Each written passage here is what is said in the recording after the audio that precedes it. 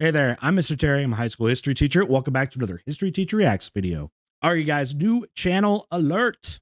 I've been seeing in my suggestions some videos from General Knowledge. And it looks like I've been sleeping on this channel because they got plenty of subs and a whole bunch of high viewed videos. So I looked over at the videos and saw kind of the playlists and was trying to pick something I thought would be really interesting for my first checkout. And we're going with this one today. It's called 10 Countries Which No Longer Exist.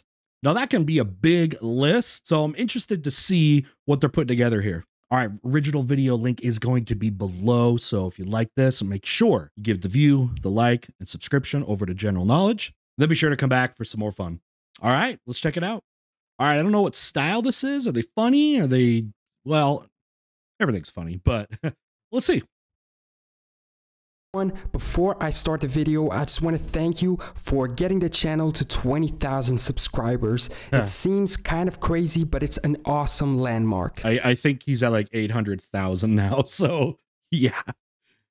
But man, early subs, I mean, God bless you all. All right, what do we got? Today, we're going to take a look at 10 countries which no longer exist. This list spans out from older times to the 19th, 20th century and is spread across the world. So some of them might be known to you already. Gonna get that drawing style. Austria-Hungary. Despite the fact that the Habsburgs ruled both regions for a very long time, Austria-Hungary itself as a country was kind of short-lived. Hey, let's be honest. Where did the Habsburgs not rule at some time? Holy crap, was that family successful at infiltrating every powerful part of Europe? Holy crap. I mean, they did have to sacrifice looks for it. It was created after the Compromise of 1867, only lasting until it started losing World War I in 1918. It was a powerful country in Europe, being its third most populated at a time. Their empire was dissolved, and a bunch of new countries were created. The original territories, if you will, separated into Austria and Hungary, which we all know today. Next. So, yeah, Austria-Hungary, by the way, extremely diverse, ethnically, linguistically, always had to really work hard to try to keep it, unified. Because again, there was so much diversity in it. And hard to get that unity. Of course, these are the events that that are going to lead to its dissolution. When you look at what was going on with Bosnian Serbs, right, which led to the assassination of Archduke Ferdinand and those kind of things. So it's already part of this melting pot and this powder keg that was ready to explode. And Austria-Hungary, in my opinion, should deserve a lot more of, I don't know, blame's the right word, but like definitely with causes of World War I, because of how they handled things there and annexation of places, stuff like that, and how they, treated Serbia and all that stuff. There's a lot of things, but anyway. Czechoslovakia. A good follow-up because Czechoslovakia was actually part of the Austro-Hungarian Empire, becoming sort of independent and being created in 1918 as a republic. They inherited a lot of the Austro-Hungarians' industry, so they had a pretty good kickstart as a country, although later on suffering from their proximity to Germany in World War II, being invaded and occupied by the Germans. Well, let's understand too, there's big chunks of Czechoslovakia, the Sudetenland, which were ethnically German. And that's one of the things that, drew Austria-Hungary and a lot of German people together. But it's also what drew a lot of Germans in the Austro-Hungarian Empire against the rest of the empire. Because they didn't feel unity with the Czechs or any of the Slavic people or anything like that. Unity in Austria-Hungary was non-existent. So, I mean, it's this empire, but not naturally. After the war, their troubles weren't over yet, being sort of occupied or at least heavily influenced by the Soviets until close to the end of the Cold War. All that gets invaded. Afterwards, they dissolved into the Czech Republic and Slovakia, which is how they remain today. Going a little back in time, we have Neutral Morsnet. Like a lot of what happened in Europe, this is the fault of Napoleon, or a consequence of his defeat, at least. In 1815, Moresnet was created, with a size of less than 2.5 square kilometers. By the way, the Napoleonic era, and this is now getting past Napoleon, but Europe was such a mess. I mean, they end up redrawing the borders, right? That's a big reason why you're going to get such a large Austria and stuff like that, because the idea was after, because the French Empire was large, but other parts of Europe were not very big. And one of the ideas after Napoleon, the Congress of Vienna, was to surround France with large countries and create what they felt was a more balanced Europe. But we're going to see the problems with that, because you can sit there and draw big borders on to make an empire or country or whatever, but it doesn't mean it's going to be successful. And we saw that with Austria-Hungary. It was squeezed between Prussia and Belgium. This is not one of those big ones. And both countries shared its rule. Sort of what happens today with Andorra between Spain and France. It used to be Dutch and Prussian, but in 1830, Belgium got its independence, and they took the custody of Moresnet with them. The reason for this double custody was that the Dutch and the Prussians could not decide on who would keep the region. It was valuable because of an important zinc mine in it. When the zinc mine dried up, there was a dramatic loss of interest in it by neighboring powers. Yeah, what a horrible way to structure a country, is on a temporary natural resource. Like, what else would have happened? What do you think was going to happen? In World War I, Germany annexed it, but a few years later and after the war in 1920, it was fully given to Belgium. Today, it's part of the Belgian city of Kelmis. All the way in America, Vermont. Now, I know what you're thinking, Vermont is a U.S. state. Yeah, this is an interesting part of American history. But it used to be, at least kind of. In its early days, Vermont tried to... Much less, though, than like in a way of being an actual substantial one like Texas its own country. Was for a bit. It was part of the colony of New York, ruled by the British. But in 1777, it declared its independence, even drafting a constitution of liberal values and outlawing slavery, a pretty modern line of thought for the time. They even had their own coins. In the meantime, the 13 colonies revolted against the British and became independent as the United States of America, but they didn't let Vermont in. They said that before they could join, they needed to resolve its issue with New York, who claimed it as part of their territory. They even considered going back to their old rulers by joining Canada. And that's why Vermontians and New Yorkers hate each other today. Did you know that? Goes back that far. Imagine if Vermont, though, did end up joining Canada, and you had this little sliver of Canada sticking right in between New Hampshire and New York. But ended up not doing so. They stayed independent until 1790, finally resolving their issue with New York and joining the U.S. as its 14th state. Yeah, it makes way more sense. Moving to Asia, we have Ceylon. It's like a compromise. You're not going to be like a country, but you're not going to be part of New York, so you're just going to be a state. That seems like the most logical conclusion that way. From 1505 to 1972, Sri Lanka? This is a pretty long lifespan for a country, at least compared to some on this list. It's better known as Sri Lanka, its current modern name. It was a trading center in the Arab world since the 7th century. Later on, in colonial periods, it was taken over by Europeans and used for the same thing.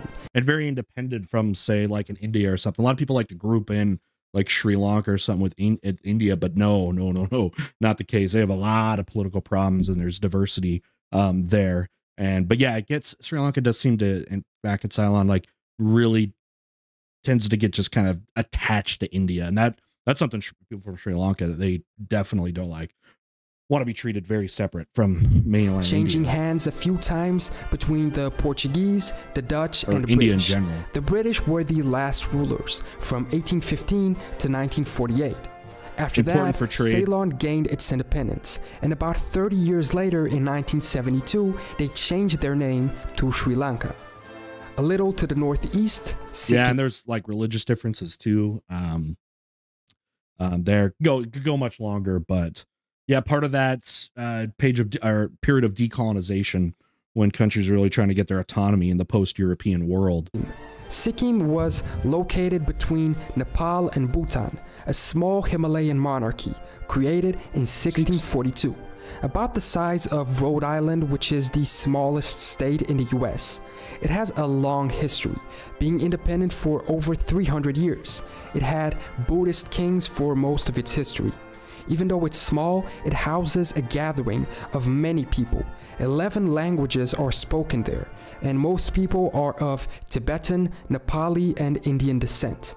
In 1975, it was incorporated into India as its 22nd state, after 97% of the people voted to join in a referendum, something that was heavily objected against by China, but resolved with India's recognition of Tibet as a Chinese territory. That goes in the larger context of the Tibetan problem too. Tibet has had long history with China, going back many centuries, and China, you know, especially under like the Tang Dynasty. Tang Dynasty was China's most aggressively expanding dynasty, and went way over there today, what is West China. And that's again extremely diverse. You get people with the Indian influence, Tibetans with that, but then like the Uyghur population in Western China, and has always been very difficult and often hostile with China to this day for a lot of these bordering regions around the Himalayas and the West. Next, we have the Ashanti Empire, created in the 1600s. Today, it's a part of Ghana. It was incredibly rich economically and had some military power compared to others in the region. Colonialism and European trade made the country even richer, but then it became part of Great Britain's trade routes for gold. You can probably guess what happened next. The British showed up, took control, and exiled the Ashanti royal family. They took over to the west. You see where Ashanti is in the blue there, but to the west, and Ghana was also ruled by the British. It became part of the British Empire as a protectorate for a few years until the end of colonialism. Interestingly, it's still technically a country, or an independent region. Ghana recognizes the Kingdom of Ashanti as an independent traditional state. Another place, by the way, that has borders that were, I mean, Africa's completely like that, but borders that were based on kind of like Western imperial ideas, not local traditions or local cultures. You know, the African borders do not represent cultural borders very well at all. Again, going back to its long diversity. Their king still has some influence in the region. Next, we have the United Arab Republic. This isn't as much of a state as it is a political union. I guess on the scale of country unions, it would be somewhere between an alliance and a full union. It was a political union between Syria and Egypt, and its main objective was to attack Israel. It only lasted for 3 years, and it was in fact Syria which seceded from the new republic. But who can blame them? A union between two countries who don't even share a border is kind of doomed to fail.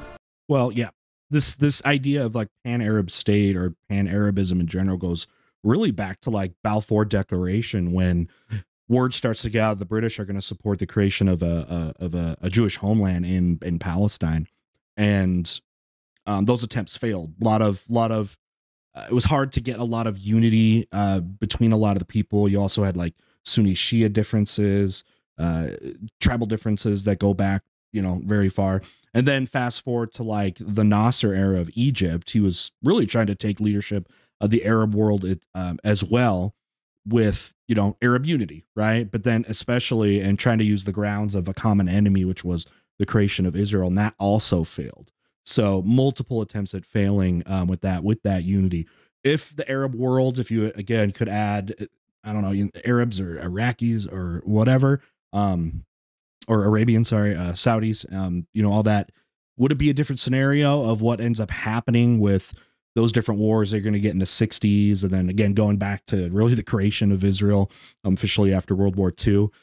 You know, maybe they would have a larger defiance. But the big thing with Israel is, of course, the backing of Western powers, say like the United States, to gain an ally in that region, because, you know, places like Egypt nationalized their oil industries, right? And trying to gain more control of that. You're going to see that even more east with Iran and stuff like that. So the countries like the U.S. were losing economic allies to nationalization of natural resources in there. And Israel was kind of seen as a place that they could probably get an alliance or something like that. A lot of reasons why that happens, but There's your context. US interference and support of Israel might have also made them realize that their main objective was doomed to fail, and so the purpose of the Union no longer existed. In South Central Africa, Rhodesia. Rhodesia is now known as Zimbabwe and Zambia. It declared its independence in 1965, but was not recognized by most as such. It was located in southern Africa, between Angola and Mozambique. One of the things Britain was also trying to do was create a string of colonies across the north and south of the entire African continent, from Egypt all the way to South Africa. And they almost had that, except for what's today like Tanzania, which was German controlled, and actually a site for in World War I. But yeah, the British wanted to do that. Actually had plans to build a continental railroad, from Egypt all the way down to the southern coast of South Africa. And they were only pretty much one colony away from doing that, and got involved in World War I with that. But that dream of theirs will never come to fruition. But that's why you're going to see the British very involved in a place like Rhodesia, which is going to connect those countries or those colonies. And it was at that managed time by the British, which explored it for gold, copper, and coal. Interestingly, it was a point of dispute between the British and the Portuguese in the early 20th century. The Portuguese wanted to join Angola and Mozambique by taking control of the region, and they demanded it from the British. The British refused and issued an ultimatum to the Portuguese. You either accept that you're not taking it, or we go to war. Remember, there's over a half dozen, probably 7 or 8 European nations that were all, and count the US getting involved with a place like Liberia, all part of the scramble for Africa. And even in the 1960s, you still had that decolonization process with those same countries. Amazing. The Portuguese caved, and it remained a British territory. The weakness of the Portuguese monarchy in this event is said to have been one of the reasons which fueled the rise of republicanism and the Republican Revolution in Portugal. So despite not getting their independence right away, they did cause a major change in another country. Finally, in 1979, the Rhodesian Bush War took place, and the region finally gained its independence. And finally, back in Europe, the Republic of Salo, also known as the Italian Social Republic. This is an incredibly short-lived state, and also a consequence of a war. During World War II, in its later years, Italy had been invaded and liberated by Allied troops in almost its entirety. So Mussolini had to escape, and to do so, he moved to Salo in northern Italy, creating a new state which was essentially a German satellite. This happened in 1943. It counted mostly on German troops to ensure its defense and existence, and it was precisely with the defeat of Italy depended on every part of World War II, let's be honest. The Axis forces in Italy in 1945 that the short-lived state came to an end. So those are 10 countries in the world which no longer exist. Thanks for watching the video. Make sure to subscribe to catch future ones. Very cool. And leave a comment below suggesting which video you want me to do next, whether it's about countries, flags, or pretty much anything you like. I will see you next time for more general knowledge. Cool. All right, final thoughts. Hey, all right. Hey, that was a lot of fun. Great topics there, and there's some other good topics. Again, I found in the kind of their list of videos and stuff. So that was a lot of fun. It was kind of cool seeing the artwork. I like seeing the flags and the drawing. So I think that was a cool style. But yeah, hopefully I was able to add. I felt like I was at least able to add something to most of these. A couple of them I was, looking at myself, like the last one there. I was going to jump in, and the thing I was going to mention about the last part was that territory has also changed hands a lot, like the Trieste little peninsula and stuff, because that used to be also controlled by Austria-Hungary. And one of the reasons why Italy actually ends up kind of flipping their pre-war alliance to fighting against Austria-Hungary was over some of that territory. So anyways, a little bit to add that, but yeah, that was a lot of fun. So very, very cool. All right. So down in the comments, let me know, for example, what are some other countries? I know there are a ton of countries that don't exist anymore. What do you think some other countries that should be talked about that don't no longer exist? And what's something interesting about them? So let's comment down there, get talking about it. And again, if you would like me to cover more general knowledge videos, let me know which videos to cover, and I will oblige if I see people want it. So, all right, everybody, with that, we'll see y'all next time.